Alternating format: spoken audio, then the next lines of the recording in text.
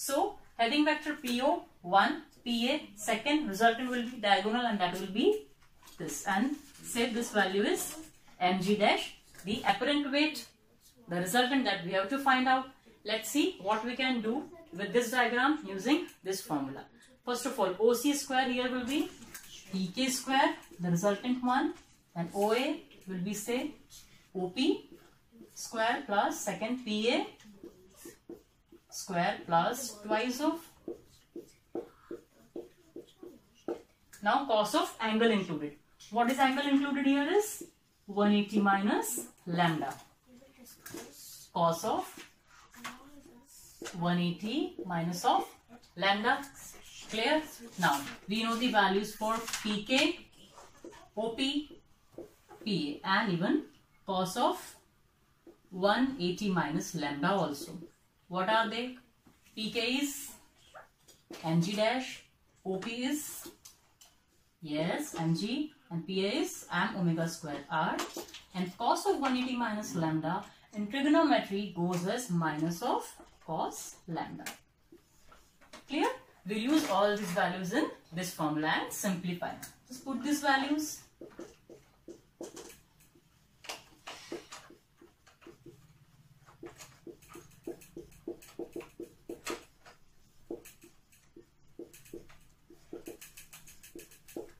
Clear?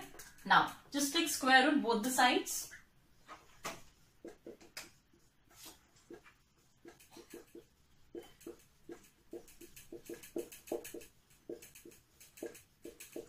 And this minus will make this plus minus, because plus minus minus, and it will be cos lambda whole under the square root. Clear? Now at this point we derived the value for r also. What was it? R is equals to r of cos lambda. Put that value here and taking m square common from all the equations. Just see what we get. Okay, now mg dash is equals to, taking m common, or we can say m square common inside, it will be g square plus omega square heading to the power 4. It will be r square, and r square will be r square cos square lambda from this minus of 2 g omega square will be r square. No, it will be just r, and cos square of lambda, putting all these values under the square root. This m will come outside. After taking its square root, m square will become m. Okay, and then m, and this m will be cancelled out. Okay, so we will have g dash is equals to g square plus omega to the power 4 r square cos square lambda minus 2 g omega square r cos square lambda. You can write that particular step here also. Okay, you don't skip it. Now at this point, what the things we have? Just taking g square common and making it outside. It will be g in bracket 1 plus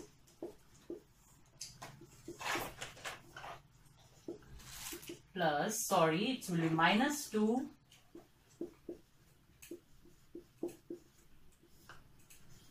okay. So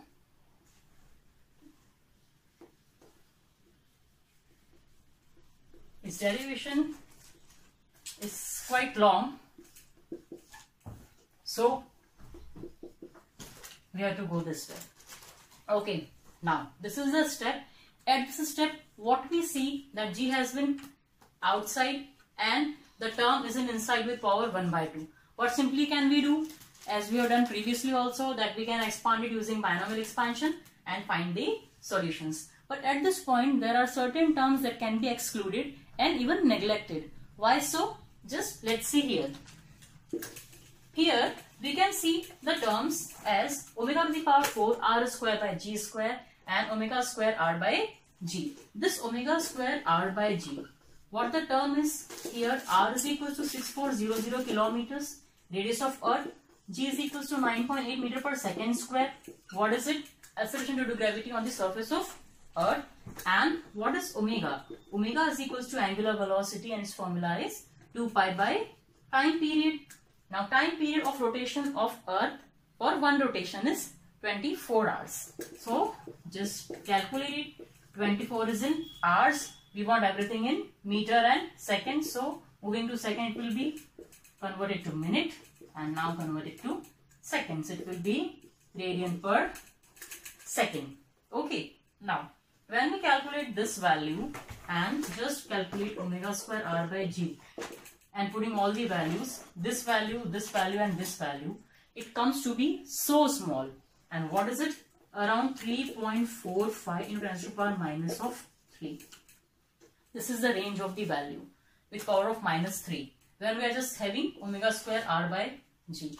And if we do it again power, or we can say this, then we'll have omega to the power 4 r square by g square. This term actually. So it will be further small. If we consider this only, it will be minus 6. So this term will be further small. So what we will do, we will just neglect this term from the equation and further expand it using the binomial expansion. Okay.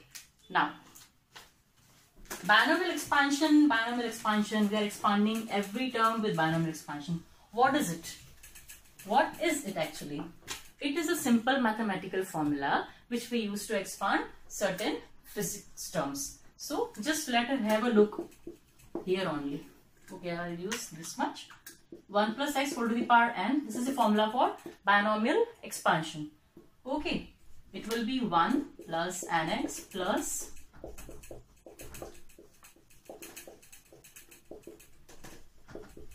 it actually goes this way. Okay, and plus dash dash dash dash. This is the type of expansion that we study for binomial expansion, and this we are using here. Here what we are doing? Neglecting higher power terms. Okay, and what we are doing? Just taking the first term only. So this term neglected. Again we are expanding it binomially. You can write the statement here and use this also to write here only in curly braces. Now g with 1 minus 2 omega square r cos square lambda whole by g to the power 1 by 2. If you expand this one, then only what we have to do? Just take this n inside next to x. That's it. And all other are neglected here. So do it. G dash is equals to g 1 minus, here we have 1 by 2 inside. Clear? Now this will be cancelled. Simplified, it will be g dash is equals to g 1 minus omega square r cos square lambda whole by g. Okay, am I clear? This is the formula of acceleration due to gravity due to the effect of rotation of Earth. Clear? This was a bigger derivation and a tricky one, and it includes several steps and several concepts. So you have to learn it very properly and don't miss single step. I'm telling it again to you. Now at this point a small thing is remaining. Let's do it to make some practical knowledge also. If we are discussing for poles and equators, what is the effect of G at poles and equators due to rotation of Earth? That we can discuss here. Okay, just write the thing as note in your notebook. First, if we talk for poles, listen very carefully. Okay, if we talk for poles, then when the body is at pole, then what will be the value of this lambda? Obviously 90 degrees. As lambda is equals to 90 degrees, then cos lambda will be, what the value of cos 90? It's 0. Okay, so g dash is equals to g 1 minus this cos lambda will be 0, whole term will be 0. So 1 minus 0, it implies that g dash is equals to g at pole due to rotation of Earth. What we conclude? That there is no effect of rotation of Earth on the value of g at poles. A second thing what we can see here is, practically if we see that if the body is at point P, it is exhibiting a circular motion with radius say small r. But if this body moves to this pole, then does it have any radius? At this point, it will not have any radius. it will not exhibit any circular motion, it will not have any centrifugal force then. Okay, because F of centrifugal, it was m omega square r. As r is 0, FCF will be 0 that time. And here we can see that no effect on pole due to rotation of earth in the value of G. Clear? If second we discuss for equator. What we get at equator, what will be the value of lambda? The latitude will be 0. Obviously, lambda will be 0 degrees. So, cos 0 degrees equals to 1. Obviously, G dash is equals to G omega square R. This capital R whole by G. And this will be 1. This is the maximum value that we gain at equator. So what we can see that maximum effect is being seen at equator. Why can we say that? As the body comes to equator. At that time what will happen? At this point it was having 0 radius. Now at this point it is having the radius of R. Complete R. The radius of earth. Okay, so this radius will be the radius for circular motion of the body at this point. At that point F will be m omega square r, जो कि maximum possible है, इसीलिए maximum effect होगा rotation का अर्थ का जब हम बात करेंगे वैल्यू ऑफ जी की at the point of equator. Okay, so watch this very properly, learn everything very properly and note this down in your notebook. Bye bye.